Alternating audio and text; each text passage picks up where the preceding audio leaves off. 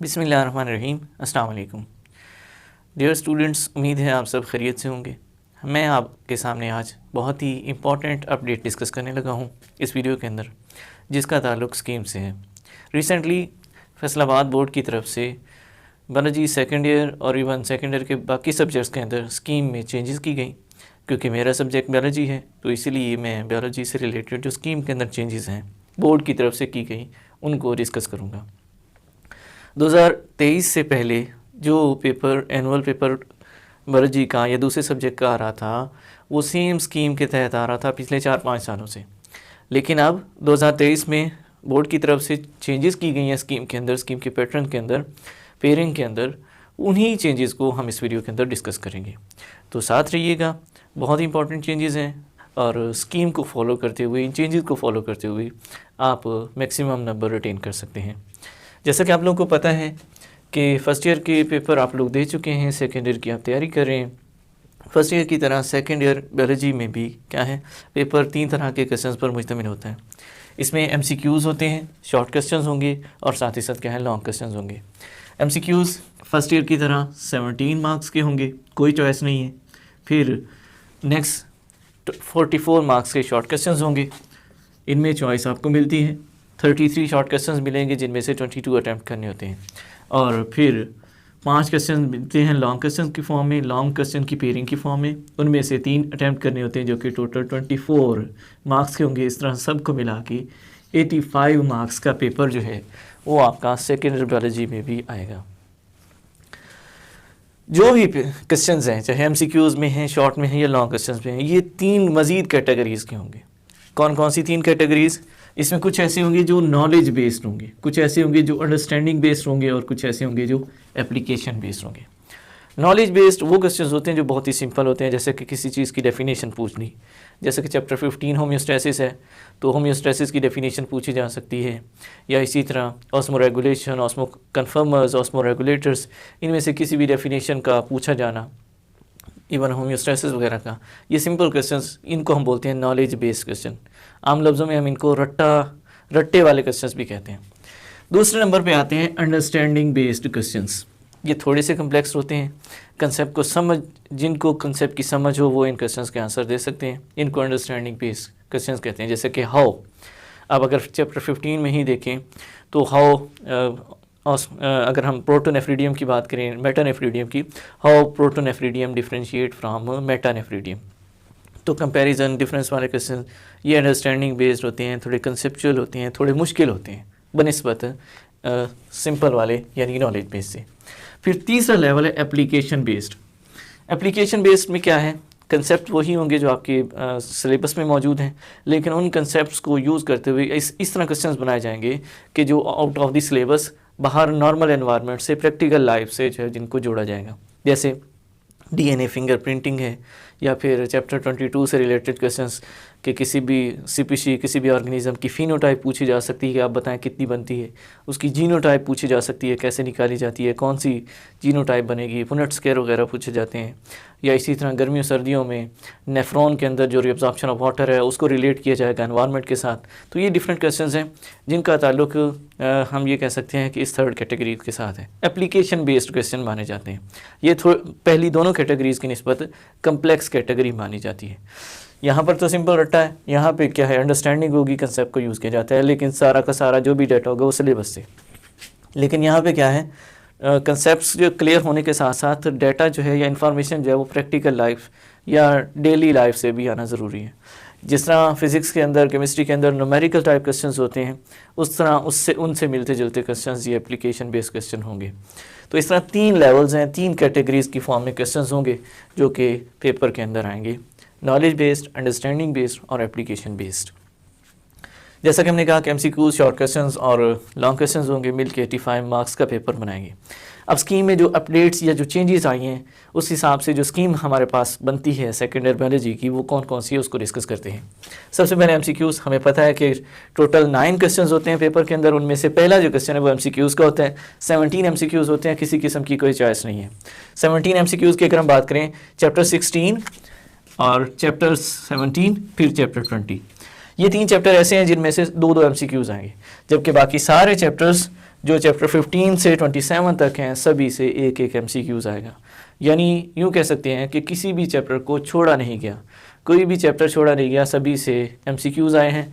हाँ, ये जो चैप्टर थोड़े लेंथी हैं, कंसेप्चुअल हैं, 16, 17 या 20, इनसे 2-2 MCQs बनेंगे। इस तरह 17 मार्क्स हमारे MCQs के वो यहाँ इस पोर्शन क्वेश्चन 1 में पूरे होंगे। 9 क्वेश्चन में से पहला क्वेश्चन MCQs का था, दूसरा, तीसरा और चौथा जो क्वेश्चन है वो शॉर्ट क्वेश्चंस पर मुश्तमिल होगा और इनके फर्दर सब पार्ट्स होंगे। क्वेश्चन 2 में 12 शॉर्ट क्वेश्चन होंगे, क्वेश्चन 3 में 12 होंगे और क्वेश्चन 4 में 9 होंगे।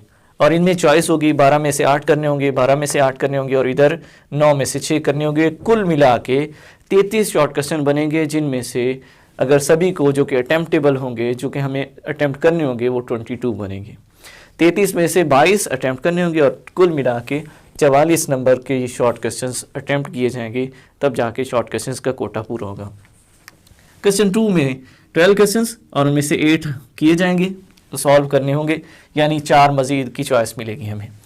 चैप्टर 15 और 16 में से 3-3 शॉर्ट क्वेश्चन, जबकि 18, 26 और 27 इनमें से 2-2 शॉर्ट क्वेश्चन आएंगे।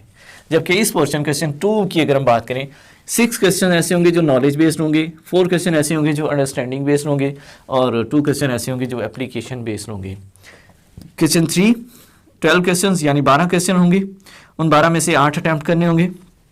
चैप्टर 17, 22, 23 और 25 इस क्वेश्चन 3 वाले पोर्शन में यूज़ किए जाएंगे, उनमें से क्वेश्चन आएंगे और सभी में से 3-3 शॉर्ट क्वेश्चन आएंगे, टोटल 12 हो जाएंगे और आप 8 जो है उनमें से अटैम्प्ट करेंगे। इसमें भी सेम उसी तरह 6 नॉलेज बेस्ड होंगे, 4 अंडरस्टैंडिंग और 2 जो है वो एप्लीकेशन बेस्ड क्वेश्चन होंगे। इस तरह क्वेश्चन 4 जो कि शॉर्ट क्वेश्चन से रिलेटेड फाइनल पार्ट होगा, इसमें चैप्टर 19 2 शॉर्ट क्वेश्चन इसमें से आएंगे, चैप्टर 20 इसमें से 3 शॉर्ट क्वेश्चन, जबकि 21 और 24 इसमें से 2-2 शॉर्ट क्वेश्चन आएंगे। टोटल 9 क्वेश्चन बनते हैं और इनमें से 6 अटैम्प्ट करने होंगे, यहाँ पे भी चॉइस मिलेगी।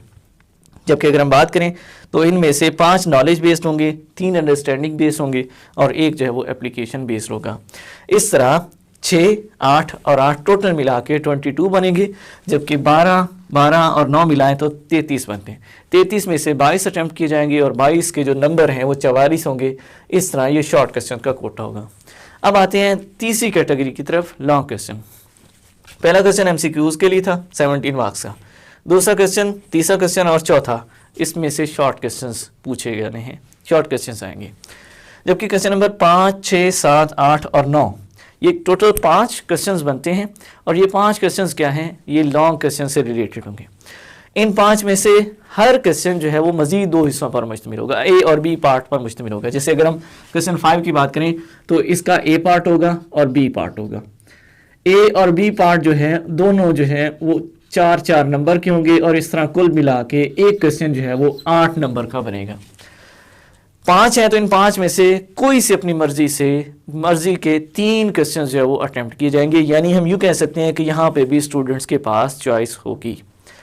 हर क्वेश्चन के 8 नंबर और हर क्वेश्चन के अंदर 2 हिस्से, हर हिस्से के 4 नंबर होंगे। इस तरह एक क्वेश्चन के 2 हिस्से, 4 जमा 4 8, तो हर क्वेश्चन के जो है वो 8 नंबर होंगे और 8 नंबर वाले कोई से 3 पेयर जो है वो हमने सेलेक्ट करने होंगे। कोई से 3 क्वेश्चन आप में इनमें से सिलेक्ट करने होंगे और अटैम्प्ट करने होंगे, तब जाके आपको जो है वो नंबर मिलेंगे।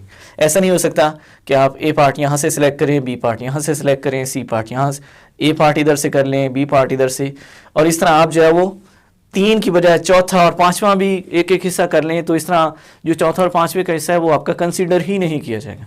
किसी एक को शुरू करेंगे तो उसका दूसरा पार्ट भी करना पड़ेगा।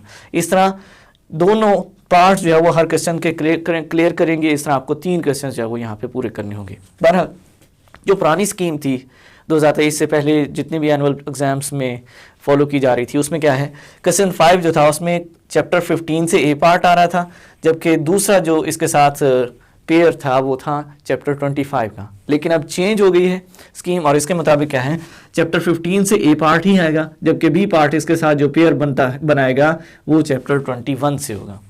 और आपको बताते चलें कि इससे पहले जो 2022 तक स्कीम फॉलो की जा रही थी उसमें 21 जो था वो ऐसे शॉर्ट क्वेश्चन पूछा जाता था, उसमें से शॉर्ट क्वेश्चन आते थे, लॉन्ग क्वेश्चन नहीं था। लेकिन अब स्कीम चेंज और उसमें क्या है 21 को लॉन्ग क्वेश्चन में शामिल किया गया है और इसकी पेयरिंग चैप्टर 15 के साथ है। तो पहला क्वेश्चन यहाँ पे होगा चैप्टर 15 से नॉलेज बेस्ड क्वेश्चन आएगा, जबकि 21 से क्या है, यहाँ से भी नॉलेज बेस्ड क्वेश्चन आएगा।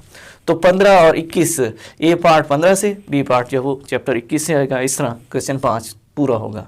क्वेश्चन नंबर 6, ए पार्ट 16 से होगा, चैप्टर 16 जिसको स्पोर्ट और मूवमेंट कहते हैं, और बी पार्ट जो होगा वो चैप्टर 25 से होगा।